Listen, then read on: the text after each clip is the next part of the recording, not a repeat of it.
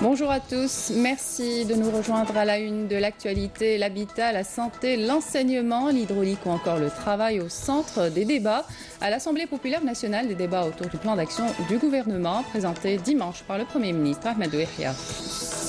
En plus de la formation en mode présentiel ou en apprentissage, la formation en réseau, une nouvelle option que propose l'Institut national d'audiovisuel de Ouled Fayet. Les détails dans un instant.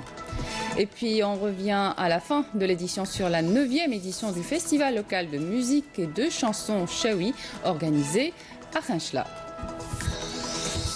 Bonjour à tous. Poursuite des débats ce mardi autour du plan d'action du gouvernement à l'Assemblée populaire nationale. Des débats des différentes formations sont revenus cette matinée sur les problèmes locaux que connaissent plusieurs régions du pays, des problèmes qui touchent plusieurs secteurs, à savoir l'habitat, la santé, l'enseignement, l'hydraulique ou encore le travail. Il est également à souligner que lors de l'examen du contenu du plan d'action du gouvernement présenté dimanche par le Premier ministre Ahmadou Yahia, les députés ont émis le vœu de soutenir sa feuille de route. Pour cet après-midi, ils seront 10 groupes parlementaires à intervenir. Retour à présent sur deux mesures phares contenues dans le plan du gouvernement, la décentralisation de la décision de l'investissement au niveau du Wali et la poursuite de la mise en niveau des entreprises publiques. Abdelmajid Benkassi. Parmi les mesures à retenir dans le plan du gouvernement présenté hier devant les députés par le Premier ministre, il y a lieu de mettre la lumière sur la décentralisation de la décision de l'investissement économique au niveau des wilayas, avec bien sûr la décision d'agir sur le cadre réglementaire pour l'améliorer. Pour les parlementaires, cette vision, qui n'est pas nouvelle, reste toujours d'actualité.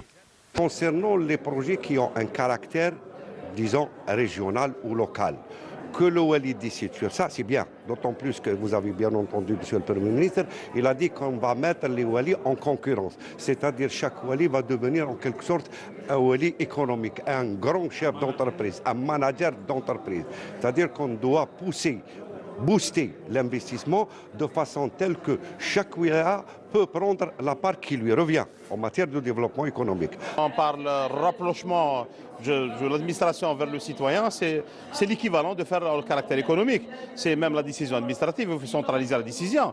On est en 2017, donc il faut s'adhérer à un ordre mondial. Donc je pense pour la bonne gouvernance, on est dans l'obligation de décentraliser la décision. C'est une logique. Il restera bien sûr les investissements majeurs et le partenariat avec les étrangers.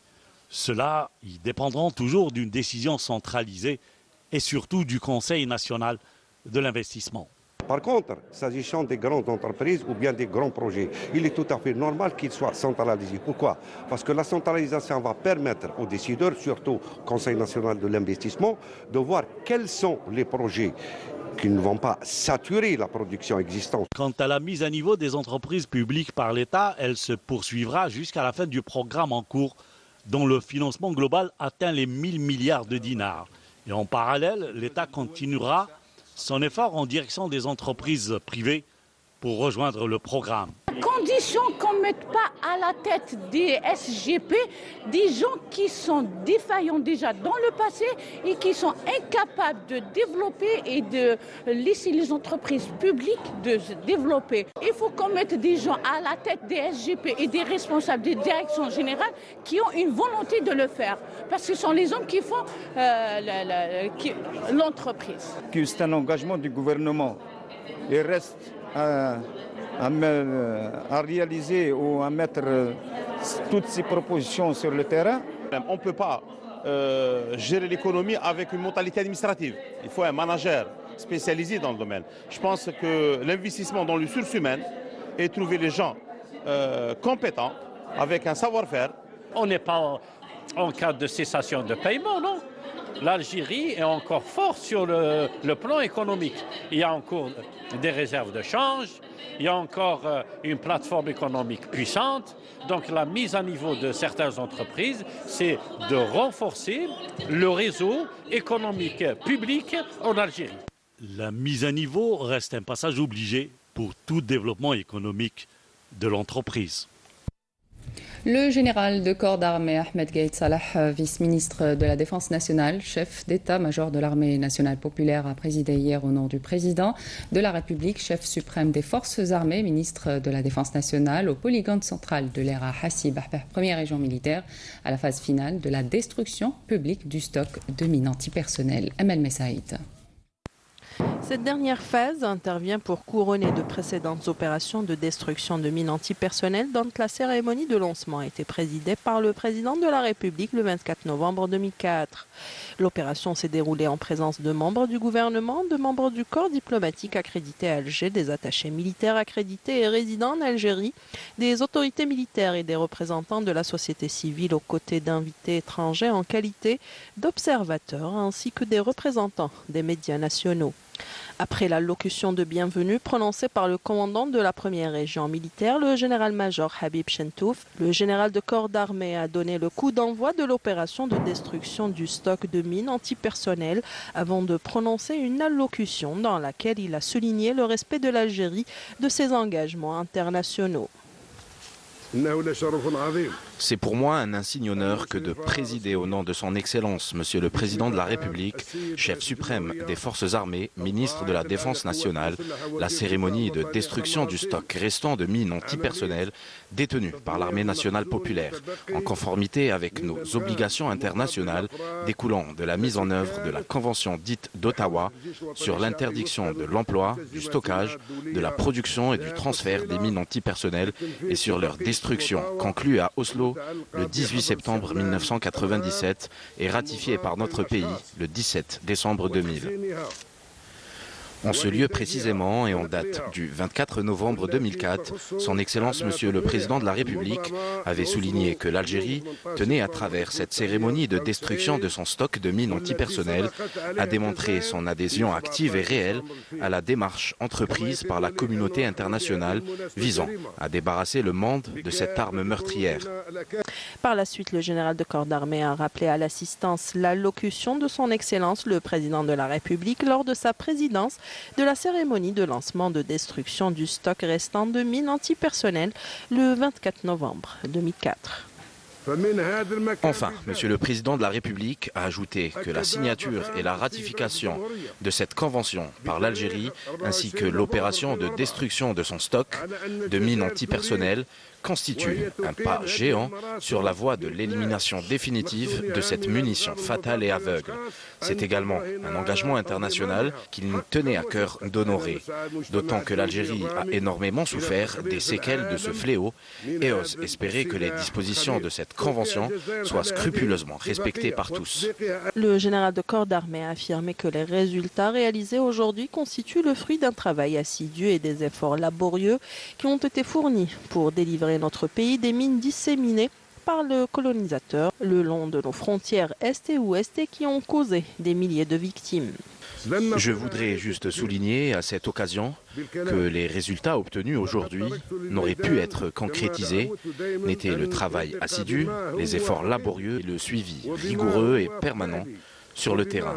Le tout inspiré, sans nul doute, par une conscience partagée, à plus d'un titre, par les acteurs, quant aux défis que présente ce souci à l'échelle nationale et internationale, ce souci majeur à imposer, un travail draconien, sincère et assidu, dont l'achèvement a été source de satisfaction personnelle et collective, voire de fierté, d'avoir accompli la mission par amour de Dieu et de la patrie. Ensuite, la parole a été donnée à M. Thomas Enochi, président désigné de l'Assemblée des États partis à la Convention, qui a félicité l'Algérie pour son respect de tous ses engagements à travers l'exécution des dispositifs de la Convention d'Ottawa, en saluant le choix de cette date qui coïncide avec le 20e anniversaire de l'adoption de la Convention d'Ottawa. De nouvelles structures pour la prochaine rentrée de la formation professionnelle ainsi que la création de diplômes de haut niveau. C'est d'ailleurs la grande nouveauté pour cette rentrée, nous révèle le ministre de la formation professionnelle, Mohamed Mebarki. Je vous propose de l'écouter. الجديد هو أولا تجديد كل الوسائل اللي هي موجودة ووسائل هامة. لنا أكثر من 1200 مؤسسة تكوينية من La nouveauté, c'est le renouvellement de tous les moyens existants et ils sont importants. Nous avons plus de 1200 établissements de formation. Ce sont des centres, des instituts nationaux de formation, d'autres d'enseignement professionnel. Nous avons également réceptionné plus de 12 nouveaux établissements. Parmi eux, 3 centres et 2 instituts nationaux qui vont ouvrir leurs portes. Pour les autres, nous espérons les ouvrir officiellement avant le mois de décembre prochain. Les diplômes de l'enseignement professionnel sont précis et permettent une insertion facile dans le monde de l'emploi. Il y a eu également une demande pour que la première phase de l'enseignement professionnel se fasse en parallèle avec l'enseignement général pour le baccalauréat et permette de poursuivre un enseignement professionnel supérieur. On a donc créé 2 diplômes. Il y a le BEP, brevet d'enseignement professionnel, qui se prépare en 3 ans.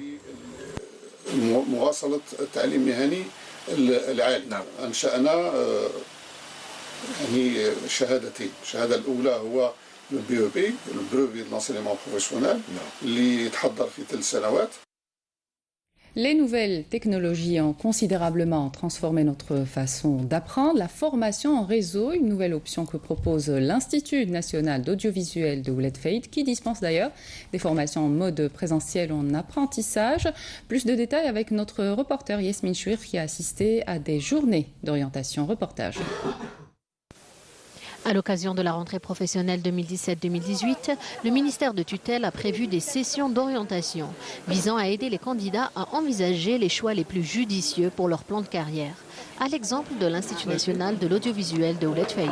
Nous avons formé, on va dire, beaucoup de jeunes qu'on retrouve aujourd'hui à peu près dans toutes les stations de télévision, dans toutes les boîtes de communication. Nous avons offert aux candidats de cette année 4 spécialités, à savoir le son, l'image, le web, le multimédia et ce qu'on appelle nous couramment TEM. C'est les techniques d'exploitation et la maintenance des équipements audiovisuels. En marge de ces sections, d'autres formations internationales sont accessibles aux futurs étudiants. Nous abritons l'Académie Cisco, et ce qui nous permet de former en réseau les techniciens supérieurs qui sortent des établissements de la formation professionnelle en informatique. C'est une formation online qui est directement gérée et dirigée par Cisco, donc à partir des États-Unis. Une journée d'orientation qui devient donc essentielle, aussi bien pour l'encadrement éducatif que pour les postulants. Car pour ces derniers, et après leurs inscriptions préliminaires, c'est la première occasion de se rapprocher concrètement de tous les éléments qui feront leur futur métier. On essaie de expliquer la portée de la spécialité. La spécialité, c'est quoi? Déjà, il dit, par exemple, il dit le son, mais après, quand on commence à lui expliquer, il bascule vers TEM. Il y a des gens qui disent vers TEM, après, ils se rendent compte que c'est très difficile pour eux, donc qu'est-ce qu'ils basculent vers la spécialité de l'image. Donc, il y a pas mal de changements qui se font, surtout durant la visite. Et si pour certains le choix semble bien ancré, cette journée a permis à d'autres de se positionner sur d'autres voies. Nous avons rendu en visite des cabines et des départements. Quand j'ai vu le département de son, tant qu'il y a beaucoup de matériel, en plus les profs, ils sont dans leur domaine, j'essaie de rester dans ce domaine. En première, j'ai choisi la spécialité d'image. Après, il y a quand on est venu, avec les profs et les chefs d'atelier, les matériels, j'ai vu que le son, c'est la meilleure spécialité et bon domaine. Face à la forte demande et la restriction des places, le ministère de la formation professionnelle a prévu très prochainement l'ouverture d'autres centres du même genre à travers tout le territoire national. Une expérience a déjà été entamée dans la wilaya d'Oran. De nouvelles spécialités de formation professionnelle seront introduites au titre de la rentrée du mois de septembre en cours dans la wilaya de Mila, dont le traitement des eaux qui attire de nombreux jeunes de la région. Amélie Siridir. Le traitement des eaux, une spécialité qui s'adapte aux exigences du marché de l'emploi, mais aussi aux spécificités de la wilaya de Mila, qui abrite l'Institut national de formation en traitement de l'eau. D'ailleurs, les jeunes de la région accordent de plus en plus d'importance à ce secteur prometteur. J'ai eu mon bac cette année et j'ai choisi de suivre une formation professionnelle spécialité traitement des eaux. J'ai choisi cette spécialité car j'ai déjà une idée de la formation et des appareils que nous aurons à utiliser. Cela me paraît intéressant. J'apprends beaucoup de choses dans cet institut, de nouvelles techniques que je ne connaissais pas auparavant et la manière de traiter les eaux. Des portes ouvertes sur les différentes filières proposées ont lieu au niveau de l'Institut pour permettre aux futurs stagiaires de choisir la formation qui leur convient, mais surtout qui s'adapte au marché de l'emploi. La direction accorde beaucoup d'importance au développement du partenariat avec tous les acteurs de différents domaines, et en particulier dans les domaines des eaux, l'agriculture et les industries agroalimentaires, afin de pouvoir garantir aux stagiaires un maximum de postes d'emploi. Dans chaque centre de formation professionnelle, il doit y avoir des fermes-écoles, car il y a plusieurs filières et le stagiaire doit apprendre comment gérer une ferme. Nous sommes en train de travailler dessus. Plusieurs spécialités ainsi que de nouvelles formations qualifiantes de courte durée sont proposées au niveau des instituts de formation de Mila, ce qui permettra de booster le secteur de l'économie et la création de richesses. On reste dans la formation professionnelle. Une convention de partenariat a été signée ce matin entre le groupe hôtelier Tourisme et Thermalisme et le Fonds national de développement de l'apprentissage et de la formation continue.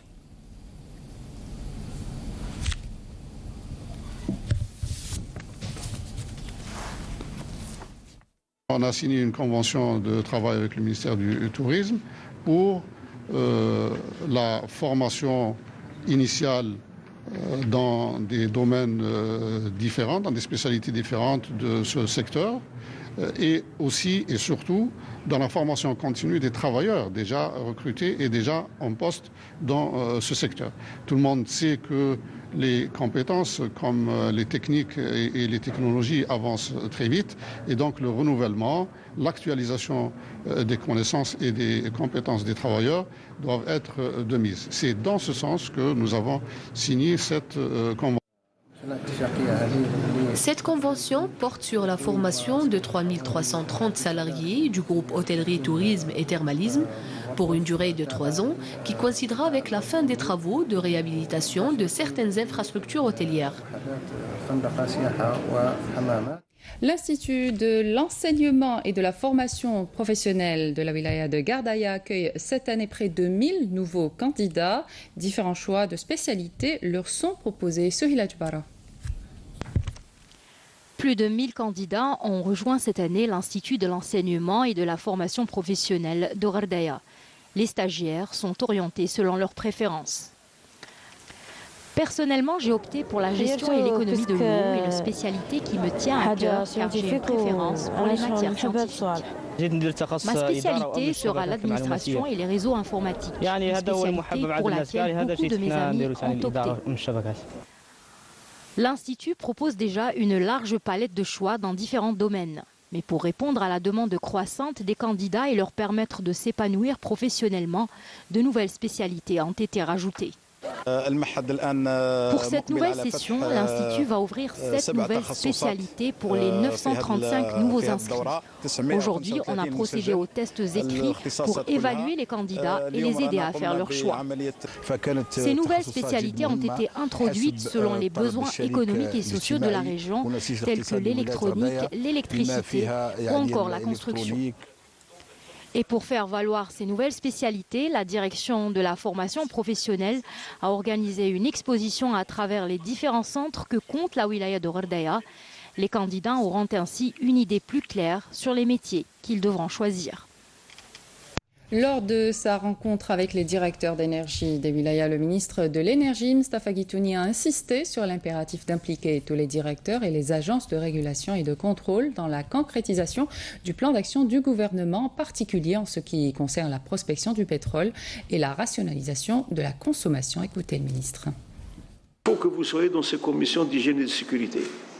Pour la simple raison, Sonelgaz, elle a été instruite pour créer la police de l'énergie.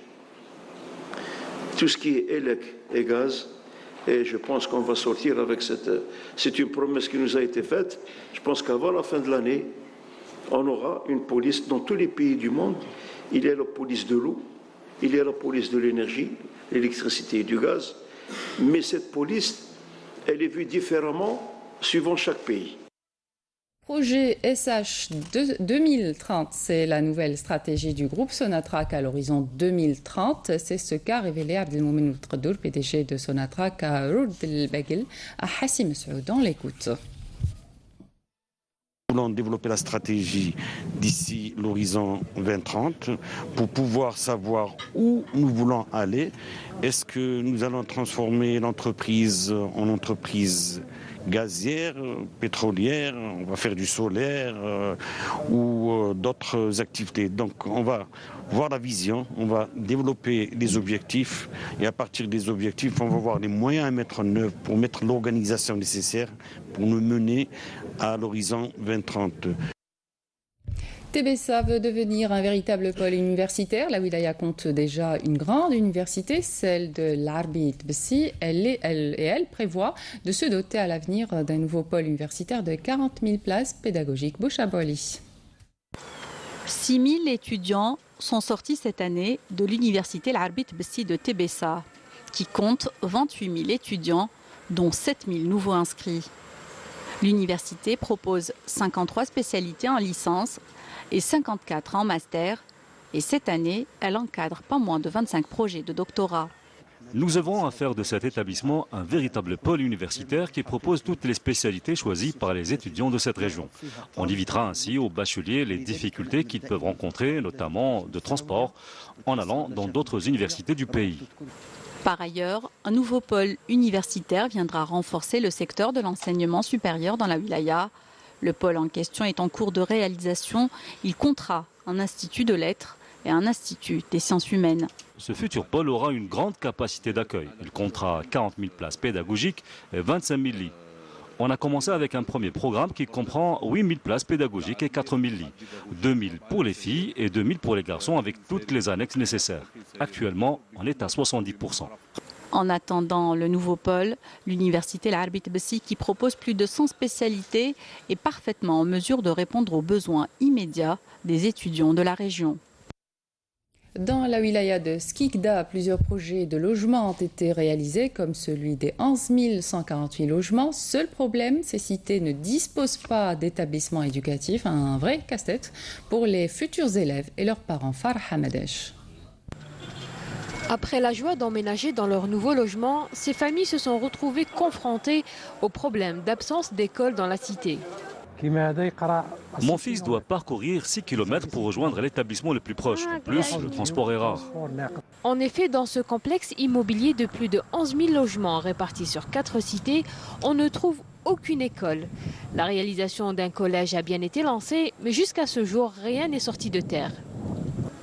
On nous a parlé d'un collège en construction, mais pour le moment, il n'y a rien. Nous avons entamé la construction d'un collège, mais nous avons rencontré des problèmes techniques sur le terrain.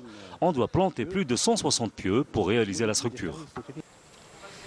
La construction d'établissements scolaires dans ces nouveaux lieux de résidence est une urgence, d'autant plus qu'une opération de relogement aura bientôt lieu et touchera plus de 2000 familles vivant dans le bidonville de Match. Les projets de réalisation d'écoles sont inscrits au programme de réalisation dans la wilaya de Skikda. L'État ne peut pas abandonner les projets qui touchent à l'éducation. Dans les prochains jours, nous allons réaliser un petit établissement de 3 classes dans le quartier de Msioun et une autre école au quartier de Zevzev qui accueilleront des élèves du primaire. Quant au lycée et au collège, nous allons assurer le transport pour les élèves qui habitent loin. Désormais, le concept de cité intégrée est devenu une obligation pour les maîtres d'œuvre lors de la réalisation de logements. Une cité où les habitants retrouvent toutes les infrastructures et les services nécessaires à leur vie quotidienne.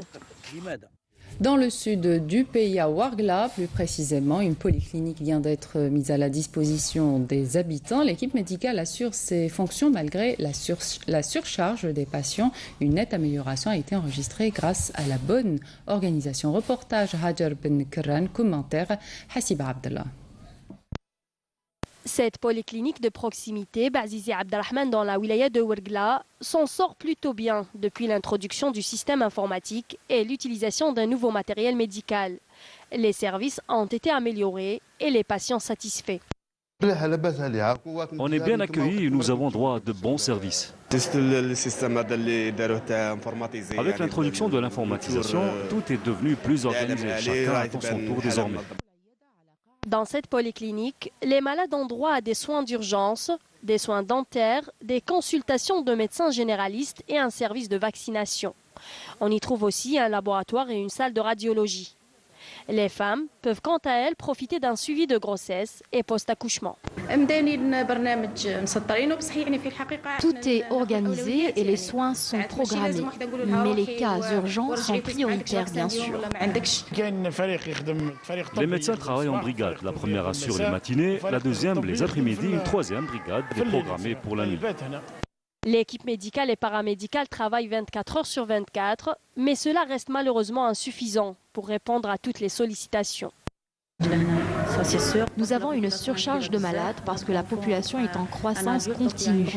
Nous aimerions que notre équipe médicale soit renforcée pour mieux nous concentrer avec nos patients. On subit une pression parce que cette polyclinique a été implantée au départ dans la cité Haïn Nasr. Cette dernière a grandi et est devenue une vraie ville. Je pense que la solution serait de construire une autre polyclinique. En effet, la polyclinique dite de proximité accueille des patients venus même des quartiers voisins. Le renforcement du corps médical dans cette région du pays reste un point sérieux à concrétiser. L'essentiel de l'actualité à l'étranger, en bref, une actualité dominée par la situation en Birmanie, avec la dirigeante birmane qui est sortie hier de sa réserve, se disant prête à organiser le retour des Rohingyas musulmans réfugiés au Bangladesh voisin, mais sans apporter de solution concrète à ce que l'ONU dénonce comme une épuration ethnique. Karim Haïfa. Acculée par la communauté internationale, la dirigeante birmane Aung San Suu Kyi a adressé ce mardi un message d'apaisement à quelques heures seulement avant l'ouverture de l'Assemblée générale de l'ONU, se disant prête à organiser le retour des plus de 400 000 Rohingyas musulmans enfuis au Bangladesh. Au Bangladesh, où les enquêteurs de l'ONU sur la situation des droits de l'homme en Birmanie ont réitéré aujourd'hui leur appel pour un accès complet et sans entrave au pays, soulignant qu'une grave crise humanitaire était en cours. Les forces irakiennes se préparent à lancer l'assaut sur le dernier bastion de Daesh dans le désert oriental frontalier de la Syrie. Des blindés et des artilleurs à bord de leur pick-up armés de mitrailleuses se trouvent désormais à quelques kilomètres seulement de Hanna, l'une des 3 localités toujours aux mains des terroristes, à une centaine de kilomètres de la frontière syrienne. Après la reprise de Hanna, puis de Rawa, l'objectif des troupes irakiennes sera Qaïm, dernière localité avant la frontière et la province syrienne de Deir ez-Zor.